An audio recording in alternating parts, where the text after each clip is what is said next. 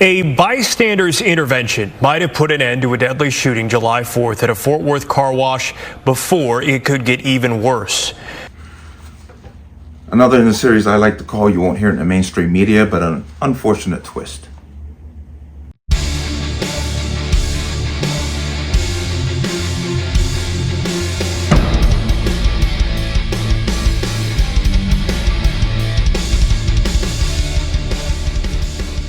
Welcome to another installment of Connecticut Gun Bench. Today's video is brought to you by P.A.N. Firearms, LLC. P.A.N. Firearms, your NRA certification of multifaceted gun training. You can reach us at 203-300-6343 or use our website at www.panfirearmsllc.com. As always, there'll be a link in the description box below. And you like channel, like content, what I do here, you can support me. The link, everything's appreciated.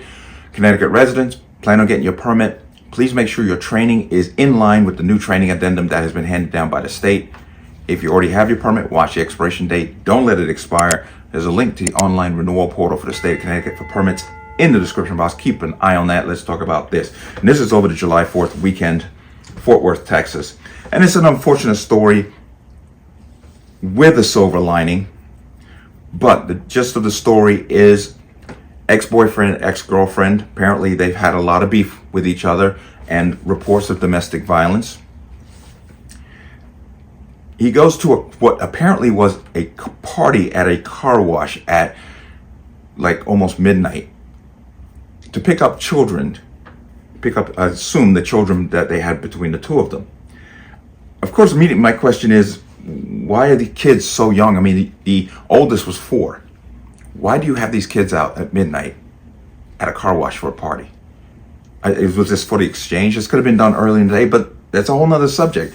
But apparently, this girlfriend's family does not like the ex-boyfriend because of the domestic violence. Words were exchanged, and the ex-boyfriend pulled out a firearm and started to shoot. He killed 2 children and killed another person. And from my understanding is this person was just there. He did not have anything really to do with the altercation that led to the shooting. But let me go ahead and give you some information. We'll just go right here. Court documents for the arrest of 27-year-old Kennard Murphy outline how the shooting started and how it came to an end. 3 people were killed, 2 young girls, as well as 42-year-old Terrell Wynn. Blake, those 3 victims were not involved in the initial fight. As you mentioned, those victims include 2 young girls and 42-year-old Terrell Wynn. Fort Worth police say this car wash off West Cleburne Road in Fort Worth is where a large 4th of July gathering ended in gunfire. According to court documents, 27-year-old Kennard Murphy went to this gathering to see his 11-month-old daughter. Witnesses told police due to prior domestic violence issues between Murphy and the baby's mother, there are relatives in her family who don't like him. Just before midnight, one of those relatives got in a fight with Murphy. At first, it appeared the 2 men were going to get in a fist fight. Then Murphy pulled out a rifle and started shooting at the other man, who was unarmed. 3 people not involved in the fight were hit by gunfire. Twyla Wynn's brother, 42-year-old Terrell Wynn, was one of the 3 people shot. He was hit in the leg and died from his injuries. Bullets also struck the back of a vehicle and hit 2 sisters in the back seat, 1-year-old Winter Thuston and 4-year-old Ivy Pierce. The children were taken to the hospital and later died. The documents go on to say an unknown person shot Murphy in the back, forcing him to drop the rifle. Then another person rushed over to grab it before Murphy could get to it and continue shooting. When police spoke to Murphy, they said that he admitted to pointing the rifle at the relative of his baby's mother who he was fighting with, and he admitted to police, they say, that he tried to shoot him. You heard that and you saw that. Of course, my condolences goes out to this family of these 2 children who had absolutely nothing to do with the adult idiocy and stupidity of these grown-ups who were supposed to be leading by example. They had nothing to do with it, yet they lost their lives. And to the gentleman who, from all accounts, had nothing to do with the altercation, was just there. You gotta reach out to these people, and because it's just, I can't imagine having the police come to your house early in the morning to tell you something like that. But that's the unfortunate part.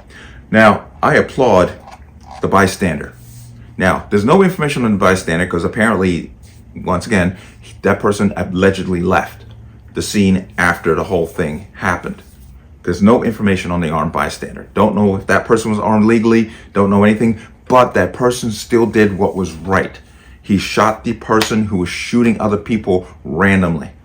He did what had to be done. And applause to also the another person who jumped in and grabbed the firearm before the person, the ex-boyfriend, could grab the weapon again to continue what he clearly had every intentions of doing. Like I said, it's a positive story with some unfortunate underlying negative connotations that these children had to lose their lives, that an innocent person had to lose their life over truly idiotic, unemployed behavior. But as I always say, guns, much like money, can be used for good and can be used for evil. And when it is used for evil, you don't make things better by telling those who would use it for good that they can't have it anymore. It just doesn't quell the evil in a person's heart. As we have seen repeatedly, especially as of recent, we're seeing more and more people lose their lives for all different kind of implements, but they only talk about it when it's a firearm. They got what happened in Chicago. I mean, we had 19 people, over 100 people were shot, 19 died over July 4th weekend. Yet, we've had several incidences around the same time frame where people were stabbed to death. Which one did they focus the most on? My condolences goes out to this family, especially those who lost the children who had absolutely nothing to do with this, who were just truly innocent bystanders who, quite honestly, at ages of 4 and 1 and 11 months or whatever it may be, should not have been out at 11:40 at night at some car wash that was going to be a party. That should not have happened.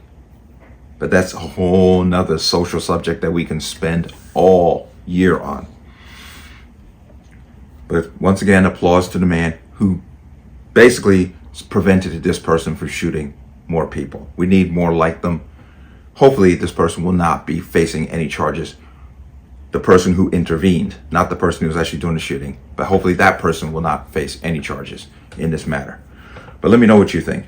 As always, you can leave your comments in the comment section below. And as always, any statements of violence or statements that lead to violence will be removed. Please like, share, comment, subscribe. Don't forget to hit that notification bell so you're notified the next time a video goes live. I'm going to see you on the next one. Peace.